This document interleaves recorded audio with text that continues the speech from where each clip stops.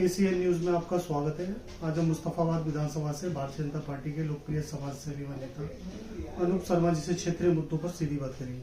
शर्मा जी, बहुत बहुत स्वागत है हमारे चैनल में। सर आपका बहुत बहुत धन्यवाद। सबसे पहले हमारे दर्शकों को बताएं सर, कैसी एक्टिविटी आपकी वार्ड की ब्रिजपुर की वार्ड? सर, ब्रिजपुरी वार्ड ये मुस्तफाबाद विधानसभा के अंतर्गत आता है जी। वार्ड नंबर 245 ब्रिजपुरी मंडल।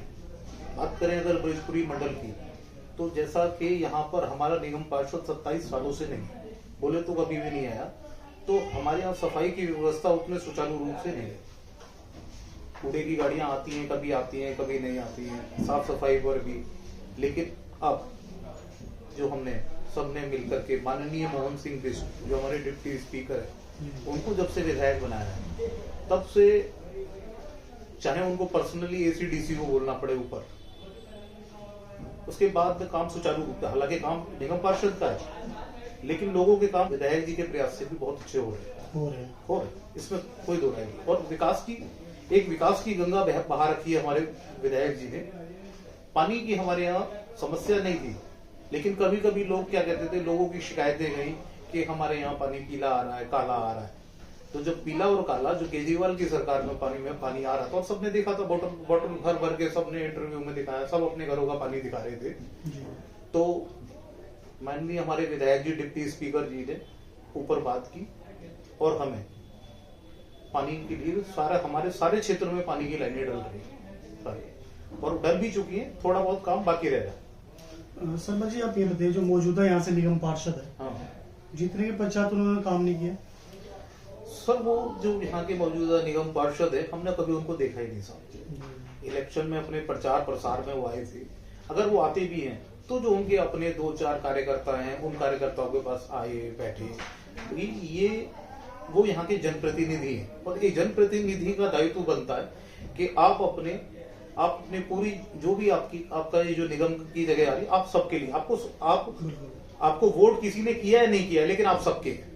आप सबके, आप देखो ना हमारे विधायक जी को, भाई मुस्तफाबाद में एक स्कूल है, सरकारी स्कूल है, उस सरकारी स्कूल में 99.5 हमारे मुस्लिम भाइयों के बच्चे पढ़ते हैं, क्योंकि वो ऐसी कॉन्स्टिट्यूएंसी के अंदर है कि वहां पर 100% वही है। वहां पर एक बिजली की हाई एक्सटेंशन तार जो पिछले 15 सालों से ऊपर जा रही थी, कभी भी हमको सबको ये लगता था कि ये तार कभी भी गिर जाए, यार बच्चों के ऊपर है। हमारे डिप्टी स्पीकर जी के संज्ञान में ये बात आई, उन्होंने स्पेशल फंड लेकर के उसके लिए उस हाई टेंशन तार को वहां से हटवाया।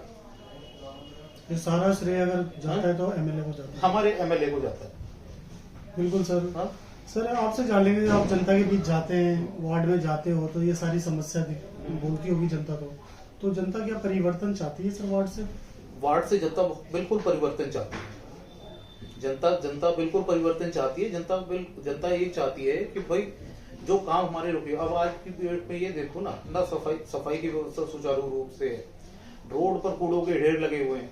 शिवरात्रि के दिन इस शिवरात्रि पर C ब्लॉक में एक मंदिर है, उस मंदिर पे कूड़ा डाला जाता है, और उसकी शिकायत यहाँ के जो इंस्पेक्टर साहब है, उनका ऑफिस वहां से सिर्फ 200 मीटर की दूरी पर। मंदिर का पुजारी वहां पर जाकर के रिक्वेस्ट करता है, कहता है हमारा शिवरात्रि का त्योहार है और आप कूड़े को हटा दें। हमारे यहाँ के इंस्पेक्टर साहब कहते भी हैं कि सर ये कूड़ा कब तक हट जाएगा, और उसके बाद में भी कुछ भी नहीं होता, वो कूड़ा वहीं के वहीं रहता है। शाम को, उसी दिन शाम को एक आरती चल रही होती है, भगवान जी की आरती चल रही होती है, तो 2 सज्जन आते हैं और वो कहते हैं कि आप इस लाउड स्पीकर को बंद करो, हमें इससे परेशानी हो रही है। साल में एक बार शिवरात्रि आती है, अगर वहां पर भगवान की शिवरात्रि पर 1-2 भजन उन्होंने चला दिया, तो उससे क्या आपत्ति हो सकती है? हमारे यहाँ तो 5 वक्त की नमाज पर लाउड स्पीकर चलते हैं और हमें उससे कोई परेशानी नहीं। हमने कभी कोई शिकायत नहीं की किसी को भी कि 5 वक्त, भाई हम अपनी पूजा करते हैं, पूजा पद्धति करते हैं, वो अपनी पूजा पद्धति से करते हैं। हमारी परेशानी थोड़ी सी ये है कि हमारे यहाँ जो हमारे ब्रिजपुरी मंडल में 47 बूथ है, हमारे 47 बूथों में 17 बूथ हमारे, और बाकी के 30 बूथ जो हैं वो अदर है।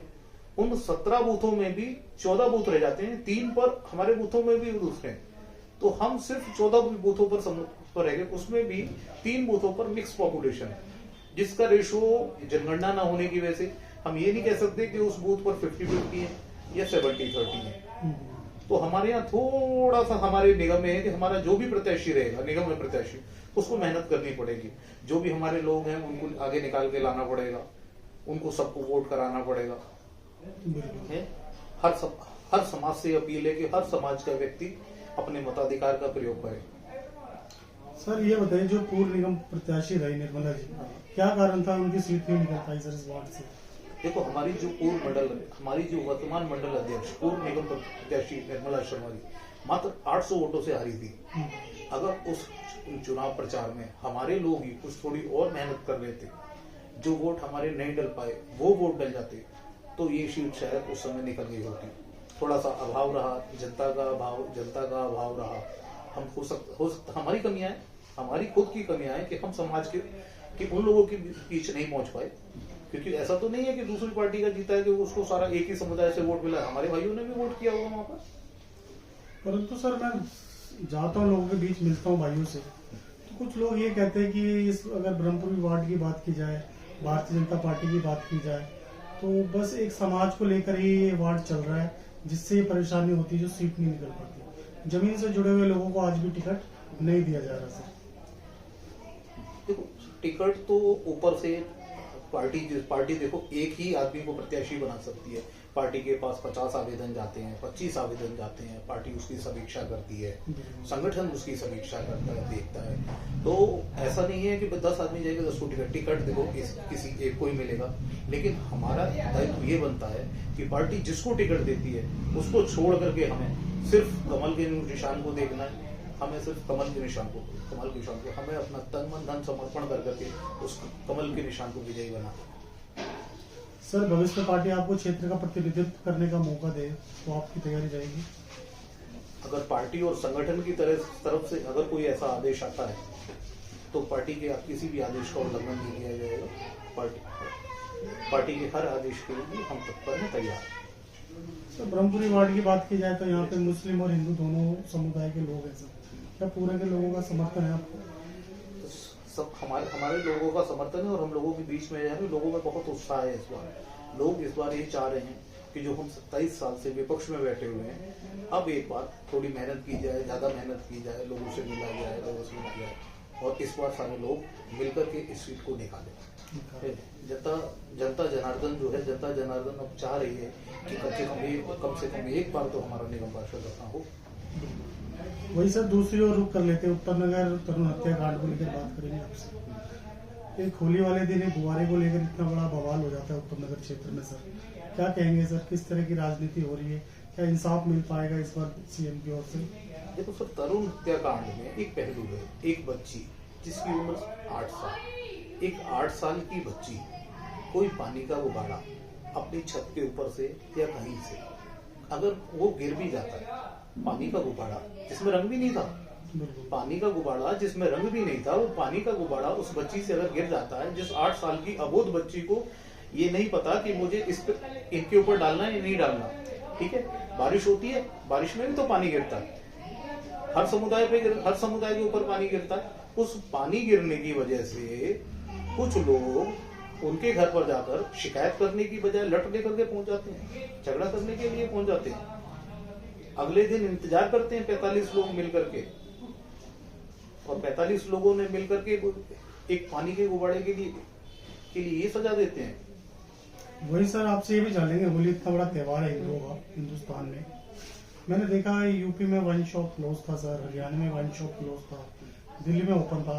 हालांकि बात की जाए तो तीनों राज्यों में भारतीय जनता पार्टी की सरकार है, तो ऐसी क्या कमी पड़ेगी दिल्ली सरकार की जो शराब की दुकान खोल के रखा होली के दिन? देखो, शराब कोई बहुत अच्छी चीज तो है नहीं। मैं भी दिल से ये चाहता हूँ कि शराब बंद होनी चाहिए, न जाने कितने घर ऐसे हैं जो शराब पी करके बर्बाद हो रहे हैं, अपने बच्चों पर, अपने बीवियों पर, इवन अपने घर में तो झगड़ा करते हैं। रोड पर अगर शराब ज्यादा हो जाती है तो कोई नाली में, हम खुद समाज में जाने के हेतु कोई पड़ा हो तो हम खुद उसको उठा करके पास में किसी अस्पताल लेकर के जाते हैं।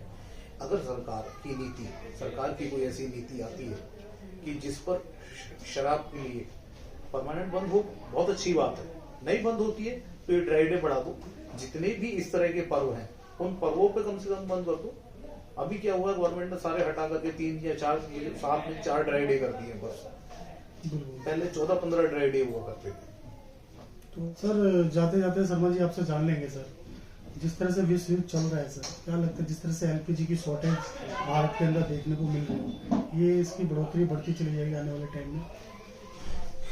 अभी जो एलपीजी की शॉर्टेज चल रही है बेसिकली ये अभी फिलहाल र्यूमर है, उतना ज्यादा नहीं है। क्योंकि आप देखो बिहार में, बंगाल में और यूपी में कुछ लोगों के पास सिलेंडरों के जखीरे पड़ा है, वहां पर एक छापा लगता है, टीम पहुंचती है और वहां 100, 200, 500, 1000 सिलेंडर का स्टॉक है वहां पर। तो 52 लाख सिलेंडर हमारे यहाँ डेली की बुकिंग दिल्ली के मतलब जो हो रही थी अभी पर डे के हिसाब से, वो इस समय साइट के ऊपर देखा तो 72,000 सिलेंडरों की बुकिंग हो रही है, जिसकी वजह से साइट ही क्रैश हो रही है। बहुत बहुत धन्यवाद सर आपका, शर्मा जी आपने समय निकाल कर हमसे बात की सर, शुक्रिया, धन्यवाद सर। और मैं तहे दिल से अनिल भाई, आपका जो ये चैनल है राष्ट्रीय हिंदी दैनिक समाचार पत्र, जो समय समय पर हमारे जैसे लोगों के पास जाना, लोगों की समस्याओं को ऊपर तक पहुंचाना, भी हमारे माध्यम से समस्याएं तो पहुंच रही हैं। अब मैंने गैस के बारे में बोला तो इसको 10 लोग 20 लोग सुनेंगे, इसको सुनेंगे लोगों को, ये इसके लिए भी आपका बहुत हृदय की गहराइयों से धन्यवाद। जय हिंद, जय भारत, वंदे मातरम, भारत माता की जय, जय श्री राम। धन्यवाद सर, थैंक यू।